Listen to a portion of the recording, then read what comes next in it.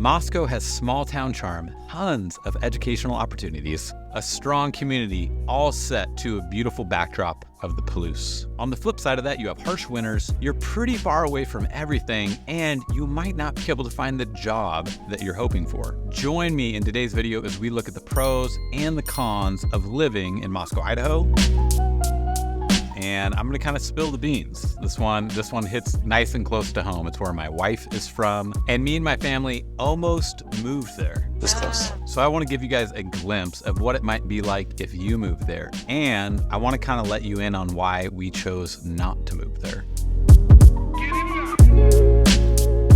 Hey friends, my name is Craig Flood and welcome back to another episode of Living in Idaho. If you are interested about what living in Idaho is like, what it's like to work here, play here, eat here, live here, and what real estate is like, then be sure to hit the subscribe button and hit the bell so that you can be notified each week that I put out a new video. All right, like I said, today we're talking about Moscow, Idaho. We'll talk about schooling, the culture, we'll talk about the neighbor, Pullman. You can't talk about Moscow without talking about Pullman. We'll talk about the beauty, we'll talk about the food scene, which is phenomenal. We'll also talk about the harsh winters, which is one reason why me and my family decided not to move to Moscow, Idaho. We'll also talk about the political nuances around Moscow and how that might affect you. And we'll touch on job opportunities and amenities. And joining me today is going to be my lovely wife. I'd be crazy not to bring her into this video to help you guys decide if Moscow is going to be a good fit for you since she is a native and grew up there.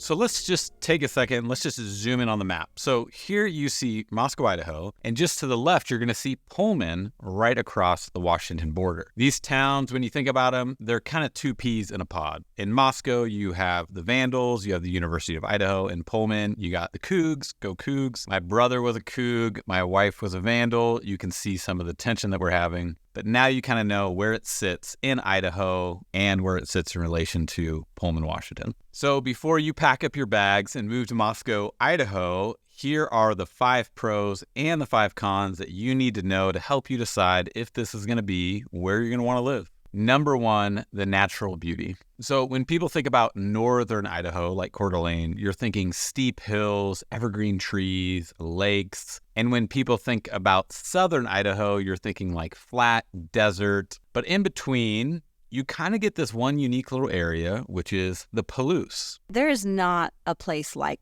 Moscow, beauty-wise. It's just different. I've heard it described as the Tuscany of the United States. It's just really unique and really beautiful. If you're ever going to visit Moscow just to check it out, go end of June, maybe the first week of July. The fields are all green. The canola fields are bright yellow. Nothing is turning yet towards harvest. So it's just gorgeous. Number 2, educational opportunities. Moscow's unique in the sense that it is a town with a university. Now, just to bring this up, Moscow and Pullman, when you're comparing the two, because they both have universities, Moscow is said to be a university within a town, but Pullman is mentioned as a town within a university, meaning the university in Pullman kind of dominates it. Whereas in Moscow, not so much. You take the university out of it, Moscow's still a great town.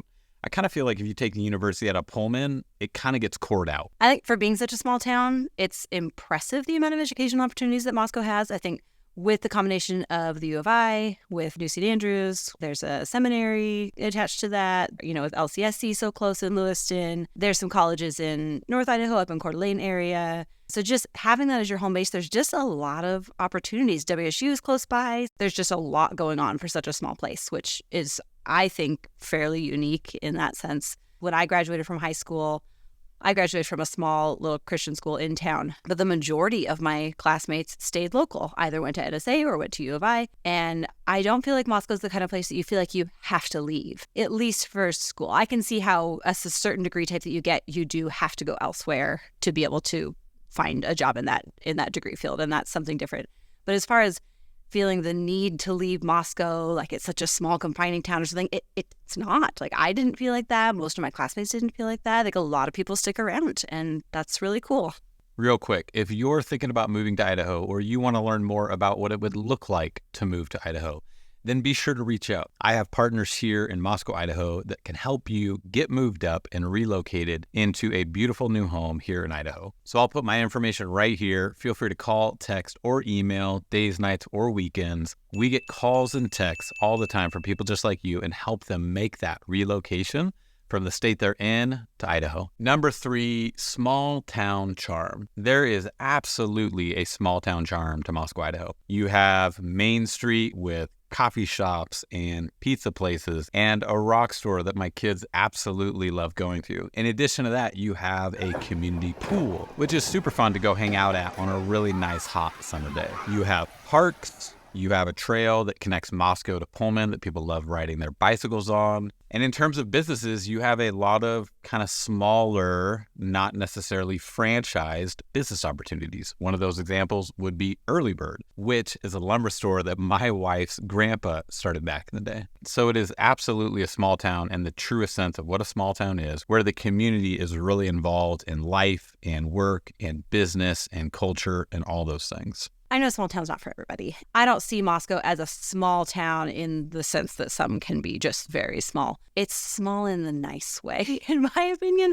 I love being able to run into people I know. I love going to the grocery store and seeing people I know. I love being at the farmer's market and seeing people I know. I love that community feel of just knowing that people know me and I know them. Number 4, jumping off what I just said, it's going to be the culture. I feel like Moscow has a lot of life and culture. I think the U of I brings in a lot. They have an international jazz festival that happens every year, and there are people literally worldwide that come in for that, and it's super fun. And having the university really opens up a lot of those opportunities. You have a lot of other cultures that come in for education. So it just gives a richness to the community that you don't get just by being a small town. WSU offers a lot too, and there's so much mixing though between those communities. People live in Pullman, go to school in Moscow, or live in Moscow, go to church in Pullman. Like, you just drive back and forth. It's 6 miles from Moscow to Pullman. So having WSU there as well and U of I, there's just a lot of opportunities for things that are really great. And if there's more than you want, there's a lot happening in Spokane. Spokane's a lot bigger. So you can go up to Spokane for bigger theater productions or operas. You don't have to go much past 2 hours in any direction if you want extra things, but Moscow and Pullman have a lot to offer. Number 5 is going to be a strong community. Moscow has a really tight-knit community, strong families, strong relationships. Part of it being a small town, and this is something I love about Moscow, is that if you make friends there, there's a high chance they live in town or they live really close by. And so because of that, when you're living in the town, you get to know people really well. If you go down to the farmer's market, which is lovely, I'd strongly encourage you to hit that up on a Saturday. If you go down to the farmer's market, you're going to run into people you know. So going down to the farmer's market is not just about getting fresh produce or milk or some kettle corn. It's a chance for you to get out and see people. So as much as it is a farmer's market, it is absolutely a time to get reconnected to the community. Now we're going to jump into the cons. These are some of the reasons why me and my family did not move there. And number 1, we're going to kick it off with possibly one of the worst, which is the harsh winters. It doesn't always snow for very long periods of time. It does. Sometimes snow lingers for months, like 3 months. And there's just slushy gray berms of snow on both sides of the street that you're just driving around forever. It's kind of a drag. I don't miss that part of living in Moscow. And then in addition to that, if you do want to travel in the wintertime and it is a harsh winter, then you're going to have to deal with those roads, which again are not a great option. Even if it's not a very snowy winter, winter just lasts a long time. You can't plant a garden in Moscow until May. And even that sometimes end of May. You can still get freezes through that point. So it just feels like a long time without warm weather. When it is warm, it's lovely. It doesn't get super hot. Boise gets pretty hot, and Moscow's really tempered in that. You'll have 90-degree days. But I'd say it averages high 70s, low 80s for most of the summer, and that's lovely. It's really, really nice. It's interesting where the time zone falls. If you ever look at a map, the time zones change between North Idaho and Southern Idaho. So Moscow is an hour behind where Boise is. So what I've noticed about Boise is we, in the wintertime, get dark around 5 o'clock, which feels like it gives you a good, decent amount of time after school gets out to still enjoy a little bit of sunshine. Moscow's dark by 4 in the peak of winter, and that's dark. It's just dark. Number 2, limited job opportunities. This is another reason why me and my wife decided that we didn't want to move there. And that kind of has two folds to it. One, obviously, I'm in real estate. People buy and sell houses everywhere. But really, I thought about it in relation to our kids. So right now, our oldest is 9. In another 10 years, she's going to be going into college. And then after college, she's going to be going and looking for work. So, for example, my wife grew up in Moscow. She has 2 other brothers.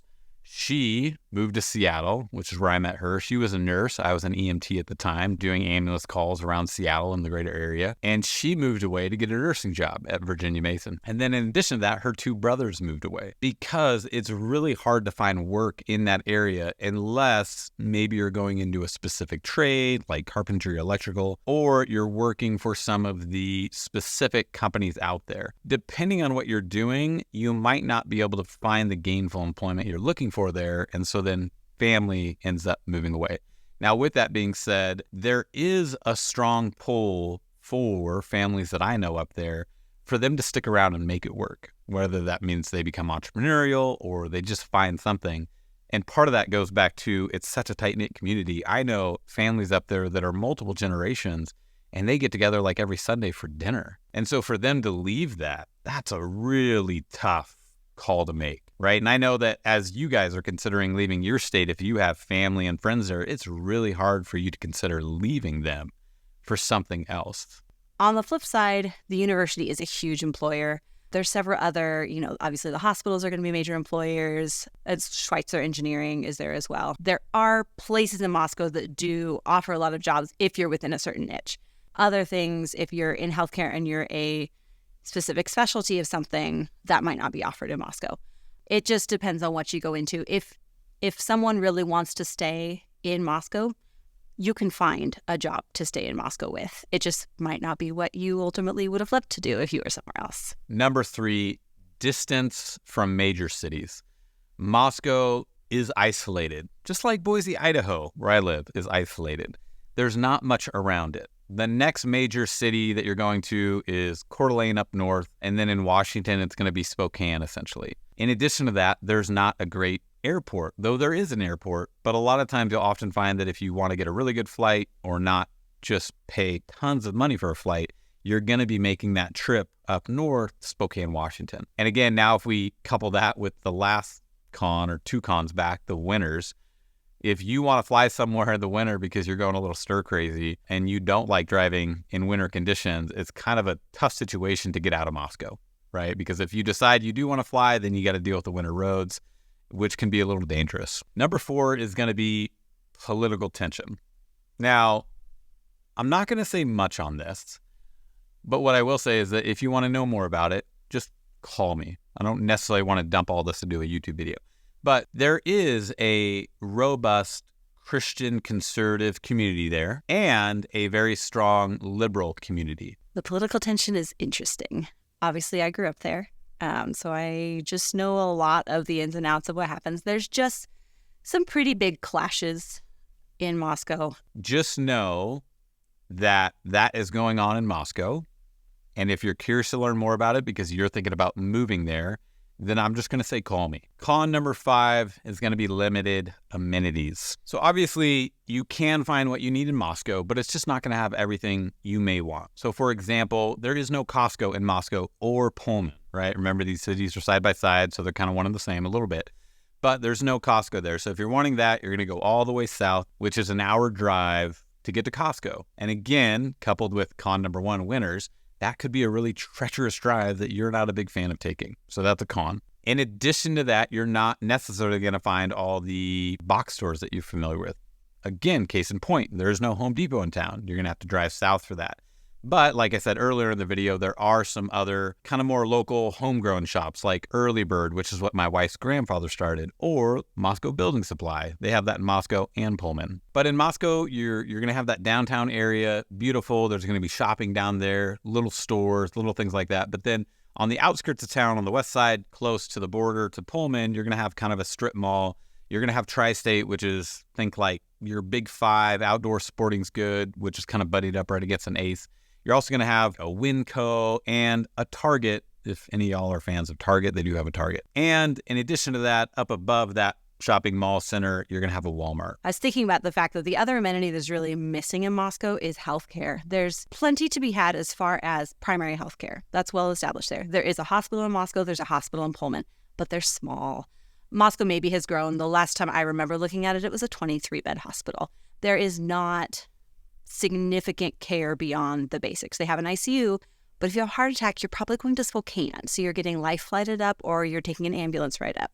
If you have a baby that needs NICU care, you're going to Spokane. So that baby's getting flown up. You have a high-risk pregnancy. You're seeing a physician most likely in Spokane. That's an hour-and-a-half drive.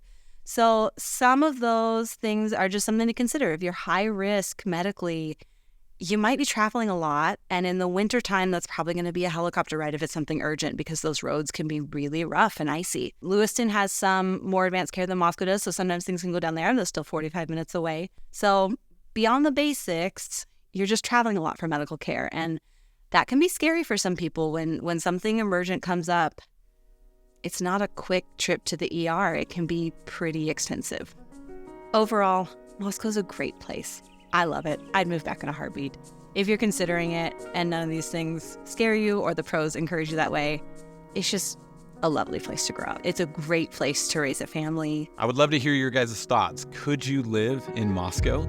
If you're thinking about moving up here or you're curious to learn more about what it would look like to move up here, be sure to reach out. I have partners here in Moscow that can help you get relocated. We get calls, texts, and emails days, nights, and weekends all the time from people just like you doing just that. And we would love to be your guide in getting you moved here to Idaho.